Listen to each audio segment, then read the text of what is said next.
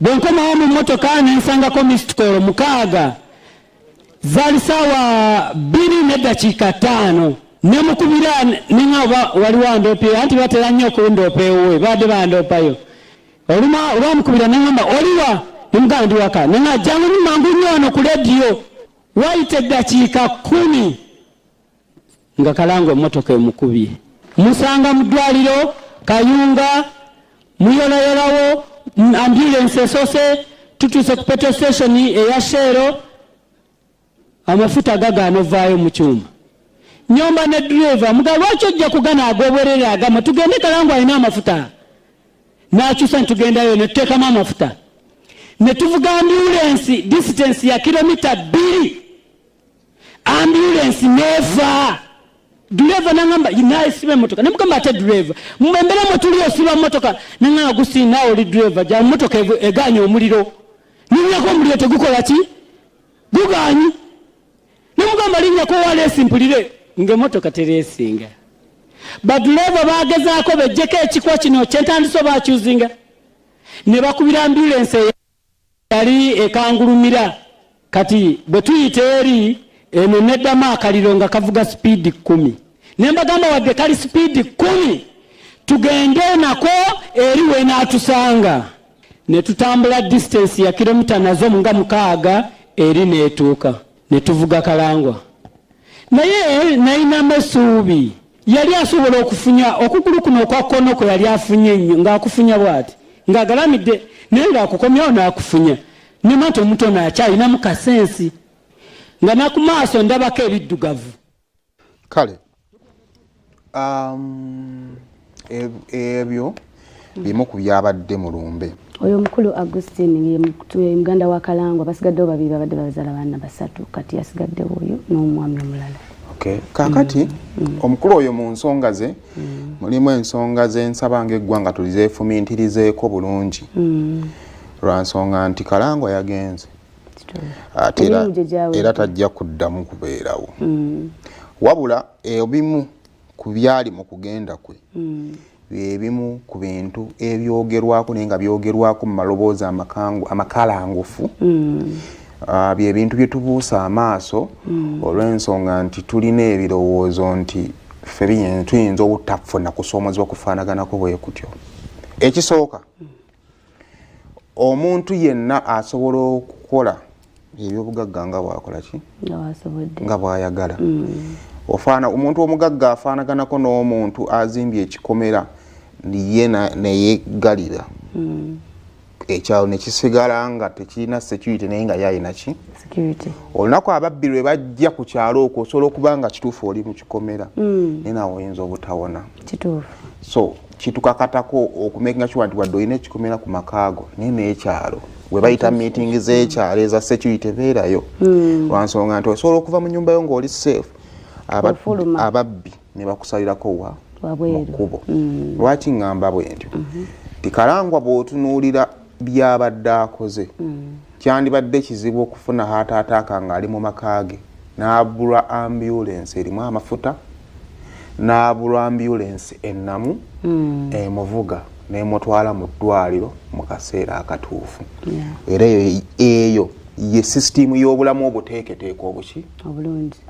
wabula ekizibu ne kijja nti akabenje kaagwa ku Kalangwa n'abayamwetikka okumujja we yagwira akabenje mu mutwala ekayo nga bayite bamanyi nti batwala ani Kalangwa kakati reality entuufu nejja omukulu akugambye ne tuvuga ambulance ne tugitwala ku mafuta ag'obwereere gegaliwa ambulance za gavumenti ziba ne kaadi ez'amafuta ekibuuzo ambulance ebeera ku standby lwaki yandiyimiridde ku ddwaliro nga teriimu mafuta ontegedde bulungi bino abantu babyogera by the way we babyogera ne bagamba ababyogera bagamba nti abo bali mu byabufuzi kati mbadde nsabusooke tukakkane tubyogereko mu butuufu bwaki bwabyo amafuta ag'obwerere weegali ambulance yegenze ekoze emirimu gyayo gyonna bagipaakinze nga teri mu mafuta because psychological actually it is disturbing okubanga olina omulwaddewo oli n'akugamba nti tusooke tuyimye tukubeko kye tukola nze nali ndabeka abantu abali mu ambulance omwo nga jjamu abakwatidde baali wandege yaawo naye nga balingiza bwe bati nze no nali sikifaako nnyo nga anti batulimbanga mu ambulance ezo zibamu bantu abagala okuyitawo banene abakungu biki kati nga nange sikifaako nnyo namala funa wange gwe nga yalimu kategedde bulungi no oba oyagala obeebuuke so omuntu teyeetaagayo kintu kimu distracting kakati ekibuuzo department ki eri in charge of that ambulance oba teriimu weggwamu amafuta ani alina ogiteekamu amafuta era ddi nze mu ndowooza yange ambulance nga amalwaliro agamu nga gali private nga siga government bagambye yabwereere ekitegeeza yali ya gavumenti ag'obwe ekitegeeza yali yaki ya gavumenti kakati ani avunaanyizibwa okuteekamu amafuta era alina gateekamu ddi ekyagudde Kalangwa kigwa ku bantu abalala bangi abatalina mannya na maloboozi ekyokubiri waliwo abayagadde okutasukula obutooti y'eddogo basebo ne bannyabo Kalangwa nasobola kubanga abadde mugagga nga naye tamanyi gye balogera oba nga tamanyi gye basabira ekyo nkibagamba era buli ayagala okuleeta ensonga y'eddogo oli mu kuzibiikiriza ekituufu kyandibadde olinawo nsonga jojjuuziwa twalabye emmotoka ya prisons eyalemereddwa okusiba n'erinnya ow'amawulire eddogo ani yalisindika emmotoka z'ebitongole bya gavumenti nnyingi ezitakolebwa saaviisi ezitekebejjebwa kumanya bulamu bwazo kakati obuzibu ne bujja ku lunaku olubi ng'emmotoka yeetisse omuntu atali wa bulijjo emmotoka negaana okukola sinakindi nga yali nfu naye yalina obuvunaanyizibwa okuripootinga nti nfu n'atayogera obanga yamufiirako gye yali agitutte nga tekola mirimu I'm just assuming babikola those are real life events ezibaawo ekyokusatu ambulance eno bwegaana okukola ne bakuba essimu ekangulumira baleeta ambulance ki endala bannayuganda bameka abalina omukisa ambulance emu nga tekoze ne babatumiza endala maliriza ntya okufa kuno kubaddemu insights ezitali nnungi ez'abantu abasanyuka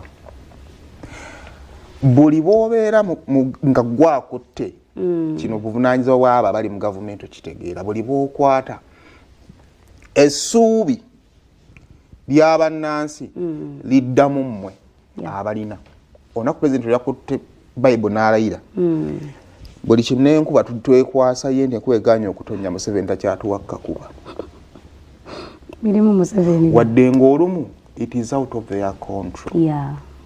naye tosanyuka busanyusi nti oli mu gavumenti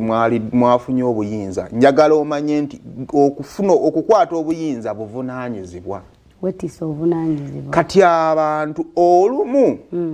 bwe balaba ebimu nga tebitambula gwe gwe bawa obuvunaanyizibwa ogwo gwe banenya kati obuzibu bwe tufunye ate abalina obuvunaanyizibwa olumu babwejjako ne bambala obuntu nti waki onvunaana ekintu ekyo ndeka naye ate nga bebeetikka obuvunaanyizibwa obwo kati ekyo kyekitaddewo oluwonko wakati w'abantu ba bulijjo n'aba bakulembera kyova olaba nti kyangu omuntu okubaako baagula n'agamba gundi yafudde mugende mukole effujjo mugende ku social media musanyuke ono asanyuka teyandisanyuse singa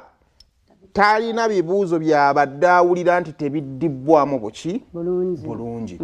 so nze ndowooza solution y'abantu abasanyukira abafudde eri egyo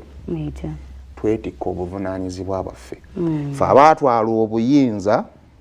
tokkirize nti bano betukulembera ffe tubakola ki tubakiikirira ffe tubasikako awali ebiganye let us explain to them bategeere nti ekyo kyakola ki naye mu kaseera ka accountability tetulina kudduka kubanga basigala eri balina ebibuuzo byebakola ki naye naawe asanyukira afudde basanyukira obwo olimanya awo ebito bibiri those are some of the instances nalowoozeza nti z'amakulu tetulina okuwuliramu tusaasira abenji y'omugenzi Kalangwa ate nga n'omukyala Justin Justin muwala wa Kalangwa okimanyi nti ye yali yesimbyewo